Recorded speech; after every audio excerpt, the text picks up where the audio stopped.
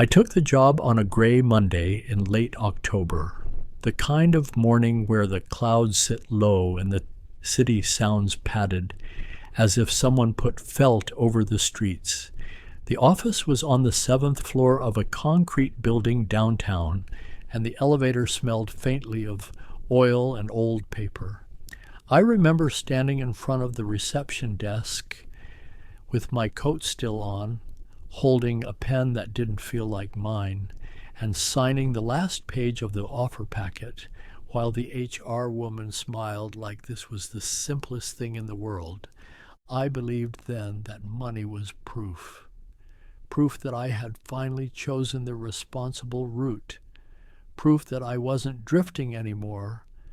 Proof that I could stop apologizing for being between things. The number on the salary line shone brighter than everything else, and I told myself I would stay a few years, just long enough to build a cushion. I even said it out loud to my brother that night, trying to sound casual, like I was in control of the timeline. What I understand now is that a few years can become a habit before you notice it forming. On my first day, I stayed late, not because anyone asked, but because I wanted to be seen as the kind of person who stayed late. When I finally walked out, the hallway lights had dimmed, and the cleaning crew was working quietly, pushing a cart that squeaked at every seam in the floor. I felt tired, but I also felt proud, and that pride made the exhaustion feel like an investment instead of a warning.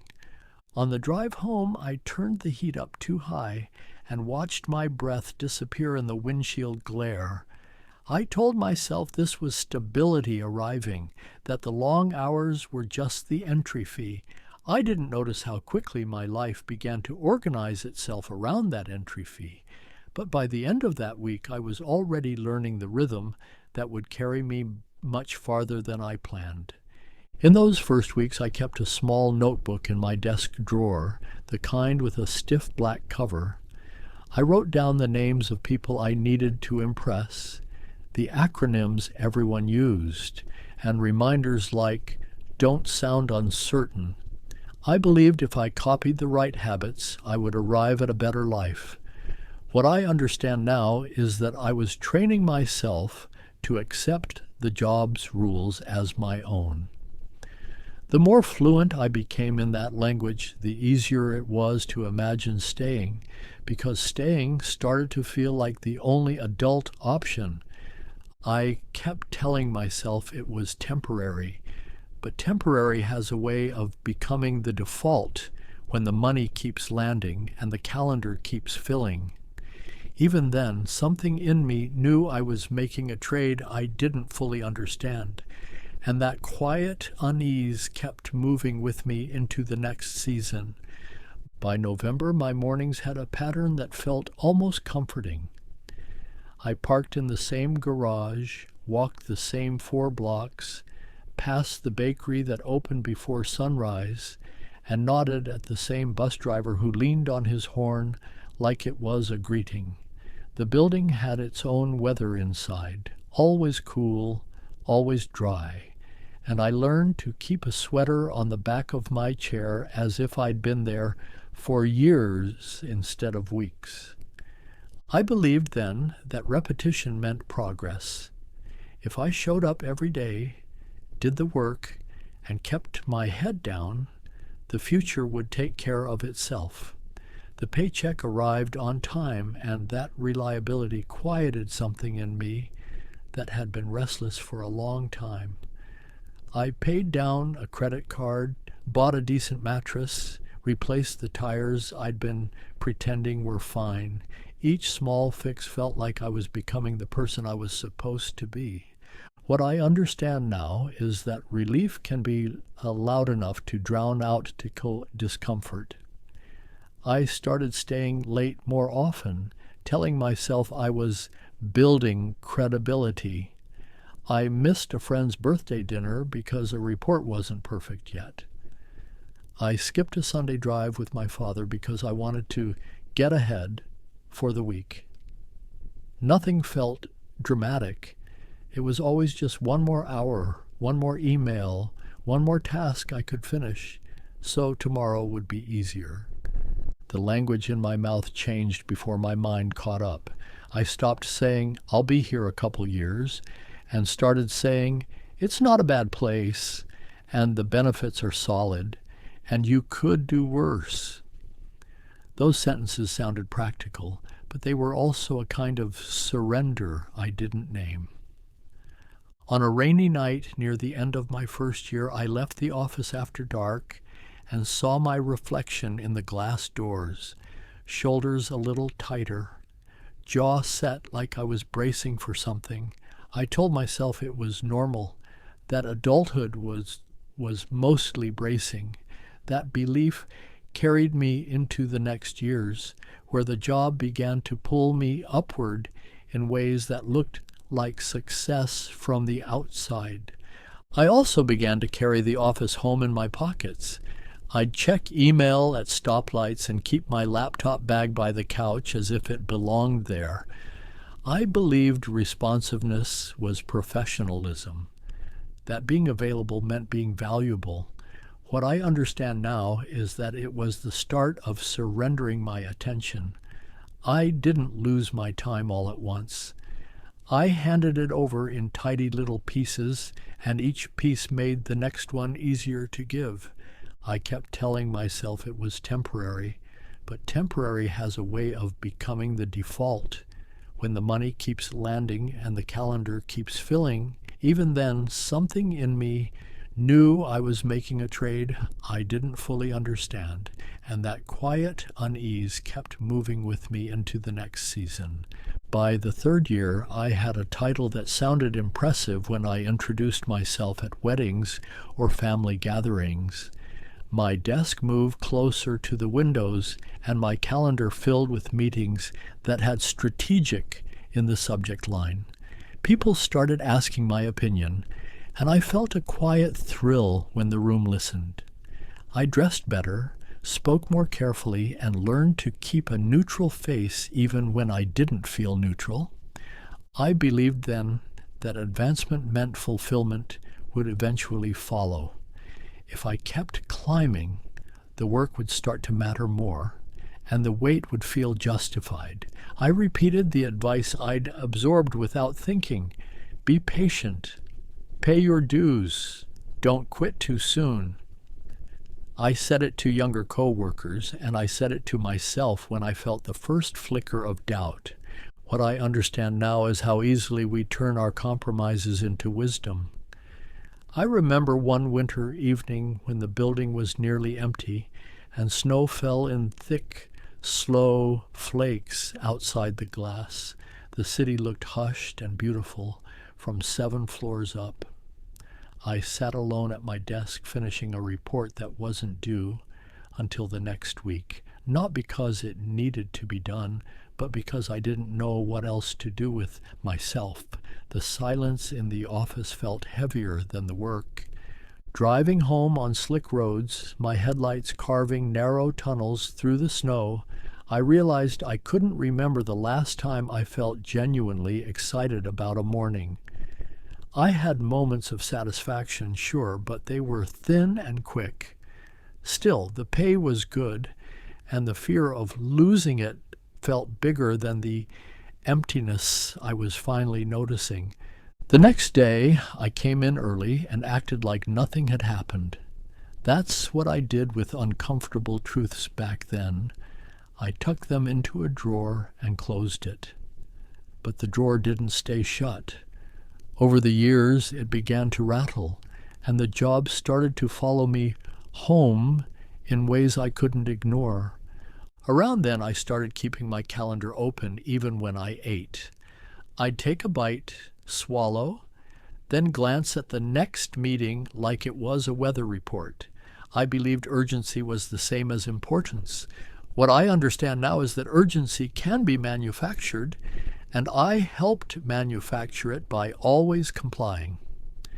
The work expanded to fill the space I offered, and I offered more because the praise felt like proof I was doing life correctly. I kept telling myself it was temporary, but temporary has a way of becoming the default when the money keeps landing and the calendar keeps filling. Even then, something in me knew I was making a trade I didn't fully understand, and that quiet unease kept moving with me into the next season. I kept telling myself it was temporary, but temporary has a way of becoming the default when the money keeps landing and the calendar keeps filling. Even then, something in me knew I was making a trade I didn't fully understand, and that quiet unease kept moving with me into the next season. Somewhere around year 6, the job began to shape my life outside the office without asking permission. I woke up already thinking about deadlines, and I fell asleep replaying conversations in my head, changing what I should have said. My shoulders ached like I was carrying a bag I never set down. Even on weekends, I'd feel a small jolt of dread on Sunday afternoon, like a train whistle in the distance. I believed then that this was simply what adulthood looked like. Everyone worked hard, everyone was tired, everyone had a private wait. I told myself I was lucky, that I had security, that people would trade places with me in a heartbeat. I used that thought like a lock on the door of my own dissatisfaction. What I understand now is that I was confusing endurance with purpose. One summer afternoon, during a rare break, I left my desk and sat in the small park across the street. I ate a sandwich with mustard seeping through the paper, and I watched people pass by, couples arguing softly, a kid chasing pigeons, an older man reading a newspaper in the shade. Their lives looked ordinary, but their ordinariness felt like freedom. When I went back upstairs, the fluorescent lights made everything look flatter, and the air smelled like printer toner. My inbox had refilled while I was gone, and I felt my body tighten as if I'd committed a minor crime. I sat down and worked faster, trying to erase the feeling the park had given me. That night I told myself the break had just made me restless, that I needed to focus. But the truth was I'd seen a different pace of living and realized mine had narrowed. I didn't change anything yet. I just started noticing the narrowing. And once you notice it, the edges keep showing up in your conversations, in your health, in the small choices you keep making without saying their names. Sometimes I'd rehearse explanations for why I couldn't make it somewhere. I'd say the words in the shower, convincing myself they sounded reasonable. I believed that if my reasons were solid, my absence wouldn't hurt anyone. What I understand now is that absence has weight even when it's justified. People adjust, and their adjustment becomes distance, and distance becomes normal if you let it. I kept telling myself it was temporary, but temporary has a way of becoming the default when the money keeps landing and the calendar keeps filling. Even then, something in me knew I was making a trade I didn't fully understand, and that quiet unease kept moving with me into the next season.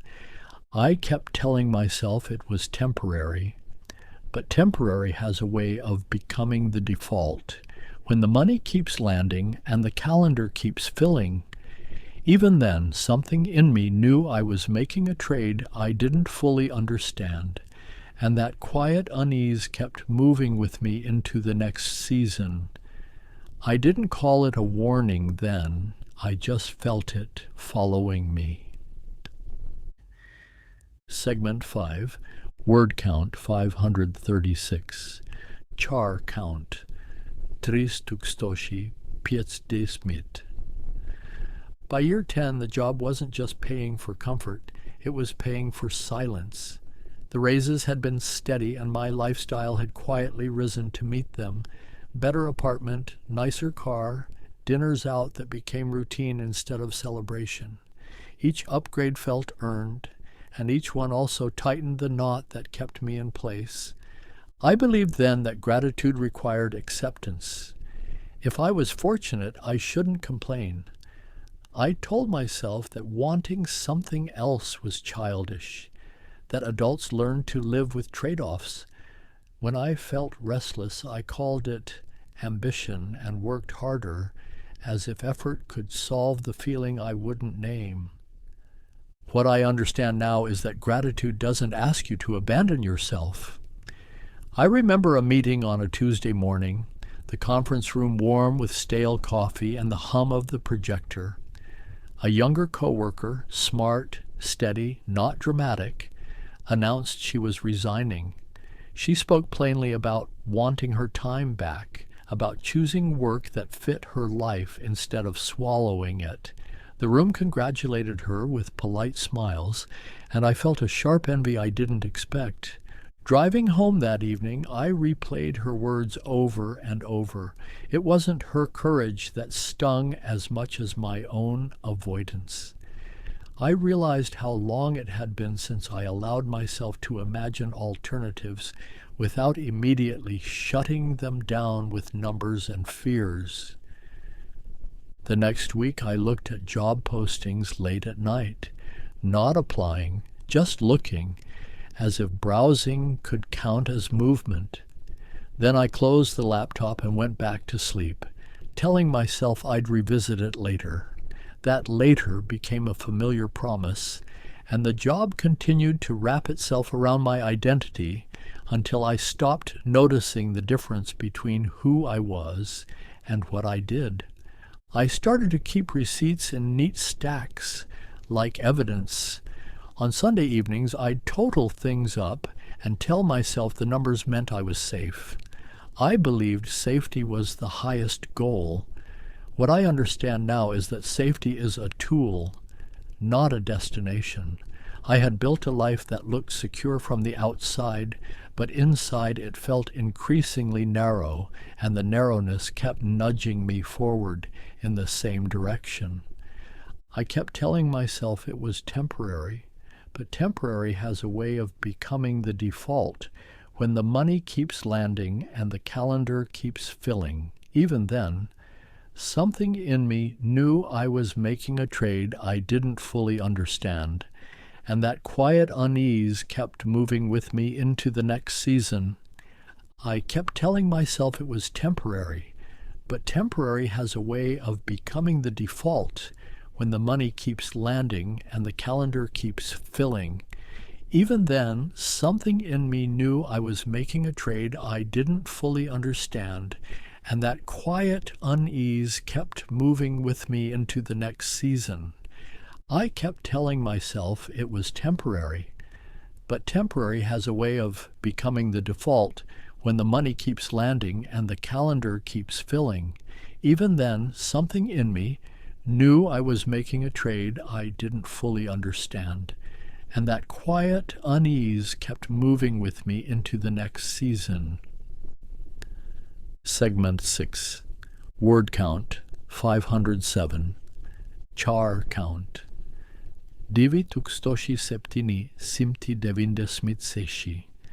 By the time my hair started to gray at the temples, people introduced me by my role as if it was my full name.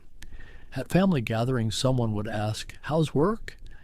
And that would be the conversation, as if there wasn't anything else worth discussing. I answered smoothly, using the phrases I'd learned: busy season, new initiatives, growth targets, words that sounded like life but weren't.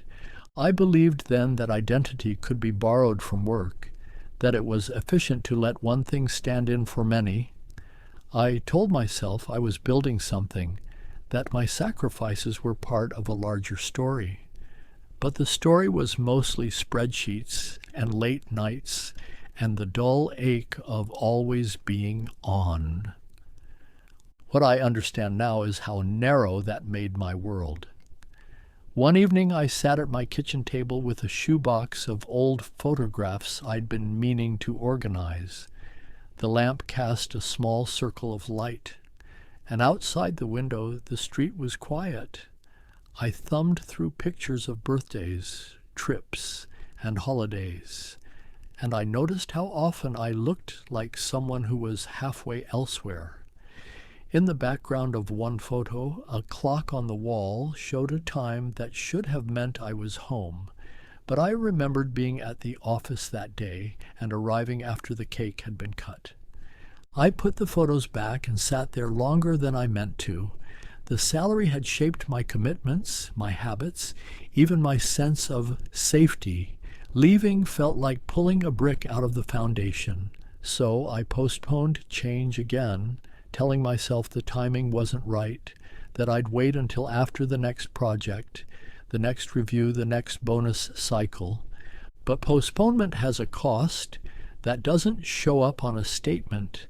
Over time, it shows up in the body, in the tone of your relationships, in the way you realize you're not as young as the plans you keep delaying. There were moments when someone asked what I did for fun, and I'd hesitate, then answer with something from the past. I believed interests came and went, and that adulthood meant letting go of certain things.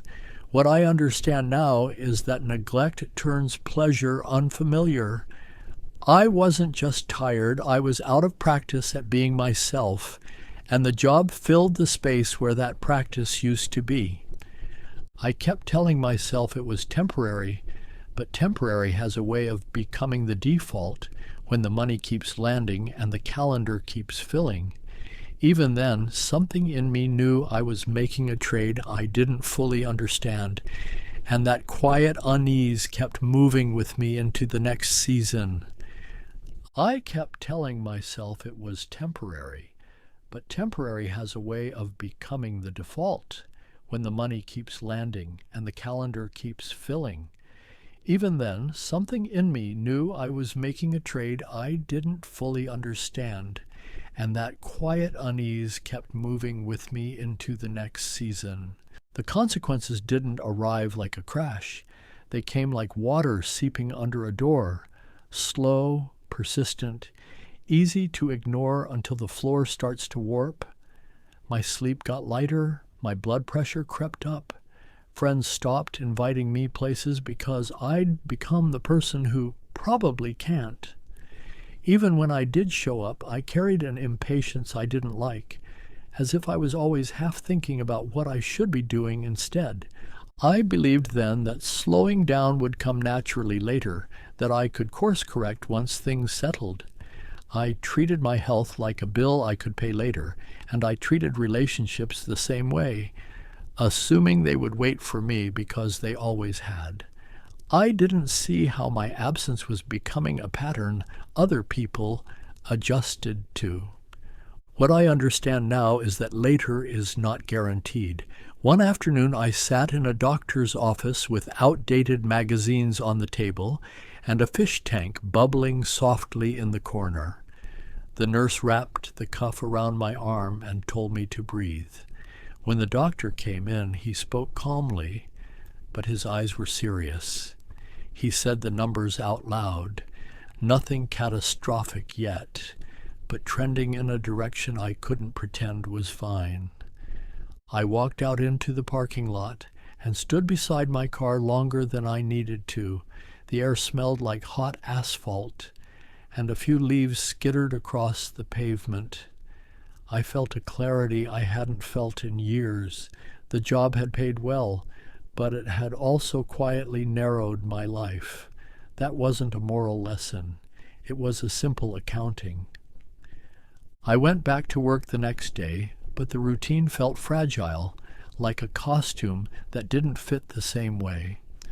I started taking longer walks at night, thinking about what I'd trade to keep the paycheck and what I'd trade to get my time back. Eventually, the question stopped being theoretical because a moment arrived that demanded an answer. I remember buying a bottle of vitamins on the way home, as if that could balance the hours.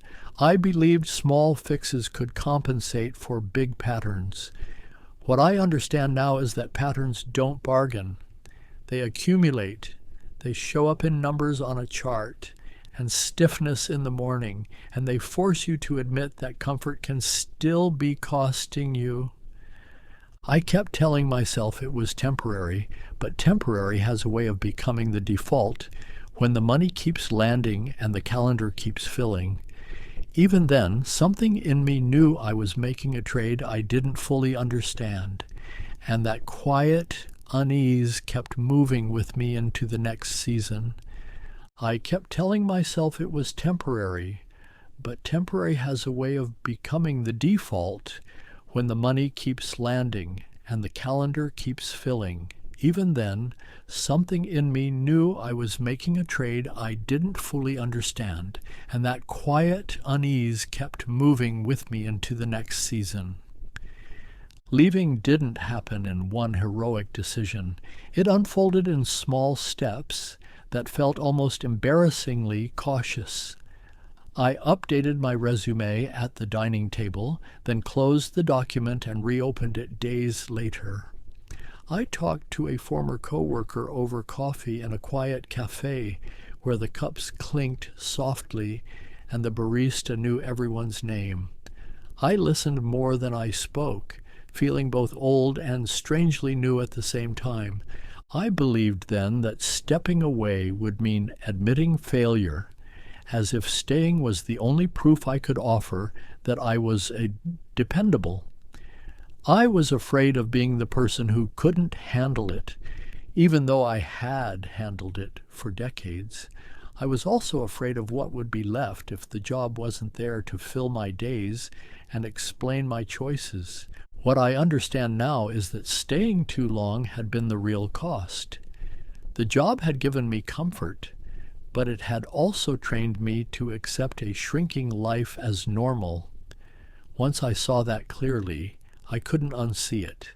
I started setting boundaries at work, saying no to late meetings, taking my full lunch break, letting some things be merely good instead of perfect. Those small acts of resistance showed me how much I'd been giving away without noticing. On my last day, I stood by the same elevator where I had once clutched the offer packet in my coat pocket. The hallway smelled the same, but I didn't.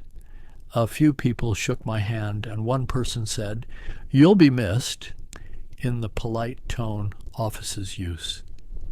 When the elevator doors closed, I watched the floor numbers descend and felt my chest loosen, not with certainty, but with space. Outside, the air was cool and clean. I walked to my car without rushing. The future wasn't a guarantee, but it was finally open, and that openness felt like a kind of honesty I hadn't allowed myself in a long time. In the weeks after I gave notice, I noticed how my body reacted to simple things. I'd hear birds in the morning and feel surprised, as if they hadn't been there before. I believed freedom would feel like fireworks. What I understand now is that it often feels like quiet room to breathe. The job had paid well, and for a long time I let that be the final argument. Walking away, I finally let my own life be the argument instead. I kept telling myself it was temporary, but temporary has a way of becoming the default when the money keeps landing and the calendar keeps filling. Even then, something in me knew I was making a trade I didn't fully understand, and that quiet unease kept moving with me into the next season. I kept telling myself it was temporary, but temporary has a way of becoming the default when the money keeps landing and the calendar keeps filling. Even then, something in me knew I was making a trade I didn't fully understand, and that quiet unease kept moving with me into the next season.